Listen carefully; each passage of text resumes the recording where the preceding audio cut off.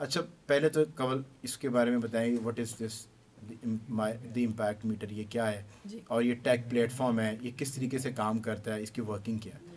اس کا نام ہے مائی امپیکٹ میٹر. رائٹ. اور مائی امپیکٹ میٹر آپ ابھی ایک ایپ کی فارم میں ہے جو کہ آپ اپنے ایپل ایپ اسٹور یا گوگل پلے اسٹور سے ڈاؤن لوڈ کر سکتے ہیں. My space impact space meter right. Search کر کے. بیسکلی آئیڈیا یہ ہے کہ جب آپ کسی بھی سیکٹر کے اندر ٹیکنالوجی کو لے کر آتے ہیں تو اس سیکٹر کو آپ بہت آسان کر دیتے ہیں، اس کے اندر سے آپ فرکشن ریموو کرتے ہیں، اس کے اندر کنوینئنس لے آتے ہیں.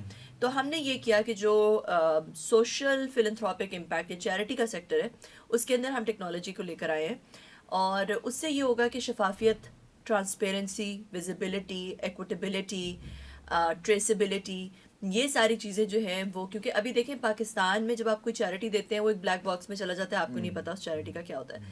تو اس طرح جو ہے وہ یہ ایک کوشش ہے کہ ٹیکنالوجی کے تھرو ایک تو آپ اپنی چیریٹی کو ٹریس کر سکیں، دوسرا یہ کہ اگر آپ کسی کو دے رہے ہیں تو آپ کو نظر آئے، ایکویٹیبل ہو، کہ کسی کے شناختی کارڈ کے اگینسٹ جو اس کو بینیفٹس مل رہے ہیں وہ سب نظر آنا شروع ہو جائے کہ پلیٹ آسان فارم پہ. جواب میں بیسکلی آپ اس کو اپنے جو امپیکٹر ہے، جو ڈونر ہے، اس کو ایک ڈیش بورڈ بنا کے دے دیتی ہیں.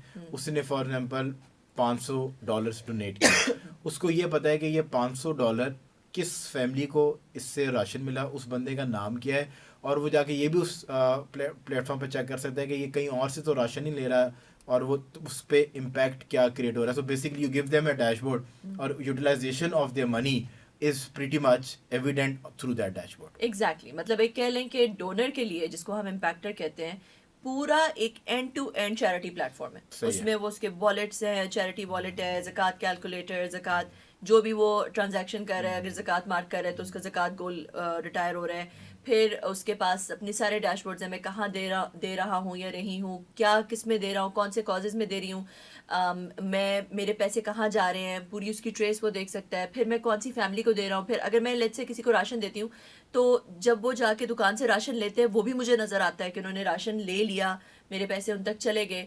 تو اور اس جب طرح وہ جو راشن لینے اپنے فار ایگزامپل ایک بندہ کو آپ نے یہ پیسے اس کو بتا دیا، اس کو ایس ایم ایس چلا گیا کہ ناؤ یو آر ایلیجیبل، اتنے پیسوں کا تم اپنی نہیں گروسریز لے سکتے ہو.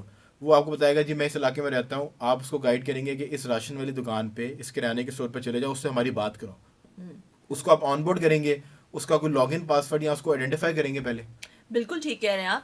جب بھی کسی کو راشن پہلی دفعہ ملتا ہے ہم اس کو کال کرتے ہیں اور اس کو بتاتے ہیں جی تمہیں راشن ملا ہے، تم اپنے گھر کے قریب والی دکان پہ جاؤ، ہماری دکاندار سے بات کرا دو. دکاندار کی ایک بہت ہی سمپل اردو میں ایپ ہے جس پہ ہم دکاندار کو پھر آن بورڈ کر لیتے ہیں، اور پھر وہاں سے اس کو راشن مل جاتا ہے اور دکاندار کے اکاؤنٹ میں پیسے ٹرانسفر ہو جاتے ہیں. اچھا ابھی ریسنٹلی ہمیں تھوڑا سا یہ مسئلہ آیا کہ جب ہم جو بینیفیشریز تھے، جو امپیکٹیز جنہیں کہتے ہیں، جو غریب لوگ ہیں، ان کو جب کال کرے تو انہیں یقین نہیں آ رہا تھا کہ ہیں راشن مل رہا وہ ہے، کیونکہ وہ کیسے مل رہا ہے، ٹی کیونکہ وی فراڈ شوز، بڑا ہو رہا ہے. اور وہ ٹی وی شو سے بھی جاتے ہیں نا کہ آپ فلاں شو کا جو ہے پاس جیت گئے، اتنے پیسے جمع ہاں کرائیں آپ ہاں کو جی پاس بالکل. بھیجیں گے. تو انہیں کچھ ابھی ہماری ایک، بلکہ میں ایک کمپلینٹ دیکھ رہی تھی کسی ڈونر کی طرف سے کہ اس نے 2 ہفتے پہلے راشن دیا اور ابھی تک وہ ڈیلیور نہیں ہوا، مگر اس کو نظر آ رہا ہے، کہ 2 ہفتے پہلے میں نے راشن دیا تھا، وہ ابھی تک اٹھایا نہیں گیا. صحیح ہے. ٹھیک ہے.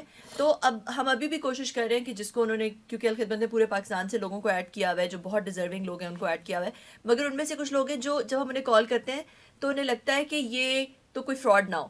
تو ہم کوشش کر رہے ہیں کہ وہ انہیں ہم پہنچا دیں. نہیں پہنچا سکیں گے تو ہم ان کو، اب کیونکہ دیکھیں ہم بھی چیٹ نہیں کر سکتے. آپ کو نظر آ رہا ہے جی آپ نے راشن کسی کو دیا تھا، اس نے پک نہیں کیا، وہ دوبارہ آپ کے پاس پیسے واپس آ جائیں گے، آپ کے والیٹ میں دوبارہ آ جائیں اور اس بندے کی ساری ڈیٹیل جو ہے وہ میرے پاس موجود ہے. گے. بالکل میں اگر بالکل. اس کو ڈائریکٹ بھی کانٹیکٹ کرنا چاہوں، اس کے کرنا چاہیں نمبر تو اور آپ وہ کر سکتے ہیں، اور میں یہ بھی پوچھ سکتا ہوں کہ یہ آپ کو آیا ہے یا آپ کے بیہاف کے اوپر کسی اور نے. ہاں دیکھیں ٹیکنالوجی میں سارا کچھ لائک پورا نظر آ رہا ہے اسے کہ بھئی اس وقت اس نے پک کر لیا، نہیں پک کیا. کچھ بیوائیں ہیں جو الخدمت نے ایڈ کیا، ان کے نمبر نہیں ڈالتے کیونکہ پھر انہیں لوگ تنگ کرنا شروع کر دیتے صحیح ہیں، ہے. انہیں غلط کالز کرنا شروع کر دیتے ہیں. ماشاء اللہ اس کے تو ہم پلیئر ہیں، شکریہ. چیمپئنس ہیں. اس کے اندر جو ٹوٹل این جی اوز ہیں وہ تقریباً کتنی این جی اوز ابھی تک آپ نے انرول کر لی ہیں؟ آلموسٹ 40 این جی اوز تک تقریباً ہو چکا ہے. اینڈ کوئی اسپیسیفک کوئی کاز ہے which is really close to your heart, اس کی ریپرزنٹیشن زیادہ نظر آتی ہے؟ این جی اوز پہ ہوتا ہے کیونکہ جب این جی او آتی ہے اس کی مرضی ہوتی ہے کہ وہ کون سی کاز ڈال رہی ہے، کیا پیکیجز ڈال رہی ہے. اگر میری بات کی جائے تو orphans are very close to my heart. مطلب جو orphans ہوتے ہیں that is very close. مگر وہ یہی بات، that's the beauty of it، کہ جو ڈونر ہے وہ دیکھے کہ اس کو کون سی کاز اٹریکٹ کرتی ہے. اس کو ساری کازز ایک ہی جگہ پہ نظر آ رہی ہیں تو پھر وہ اس اپنی مرضی سے اپنی چوائس سے واٹ یو کیئر اباؤٹ آپ اس پہ ڈونیٹ کر سکتے ہیں. اور گورنمنٹ کا اس کے اوپر کوئی rule is there any sort of a body جو کہ آپ سے پوچھ گچھ کرتی ہے گورنمنٹ کی طرف سے؟ دیکھیے ہمارا کیونکہ ایک ٹیک پلیٹ فارم ہے اور ایوری تھنگ جو ہے وہ بالکل ٹرانسپیرنٹ ہے, مطلب what ever goes you can see the entire flow of money.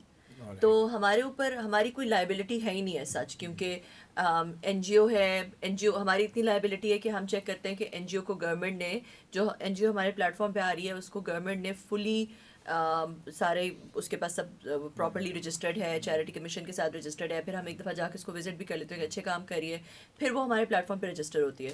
تو وہ تو گورنمنٹ نے پہلے ہی اس کو کہا ہے کہ یہ صحیح والی این جی او ہے, تو وہ آتی ہے.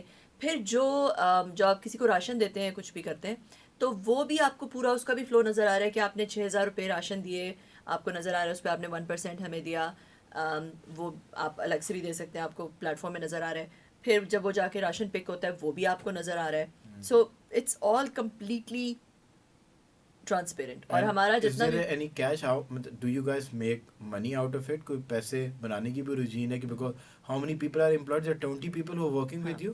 جی سو 20 لوگوں کے جو مانیٹری بینیفٹس ہیں, salaries and every thing, cost of the office, سو وہ کس طریقے سے مینیج ہوتی ہے؟ دیکھیں کوئی بھی پلیٹ فارم جو ہے جب تک آپ اس کے اندر سسٹینیبلٹی کا ایلیمنٹ نہیں رکھیں گے وہ چل ہی نہیں سکتا, ٹھیک ہے.